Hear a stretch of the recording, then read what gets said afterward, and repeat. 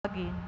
Para sa banal na simbahan, upang tulad ni Jesus, kalingain niya ang mga hindi pinapansin at nakakaligtaan ng lipunan. Dumalangin tayo. Panginoon, ipagkaloob sa amin ng pusong mahabagin. Para sa mga pamahalaan, upang pairali nila ang pagmamalasakit, lalo na sa maliliit, dumalangin tayo.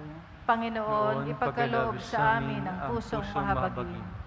Para sa mga paring nagpapakumpisal, upang tulungan nila sa pagbabagong buhay ang sambayanang nagbabalik loob, dumalangin tayo.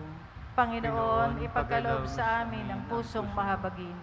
Para sa mga nasa piitan, upang makamit nila hindi lamang ang katarungan, kundi ang pagbibigay ng isa pang pagkakataon, manalangin tayo sa Panginoon. Panginoon, ipagkaloob sa amin ng pusong mahabagin. Para sa ating natitipon ngayon, upang makita natin sa bawat isa ang mabuti at maganda at maiwasan ang paninira at paghusga sa kapwa, dumalangin tayo. Panginoon, ipagkaloob sa amin ng pusong mahabagin. Para sa mga yumao, upang makamit nila ang awa at kaligtasan na hatid ni Jesus, dumalangin tayo. Panginoon, pagkaloob sa kanila ang iyong pusong mahabagin. Amang mawain, tulungan kaming magpatawad at humingi ng tawad.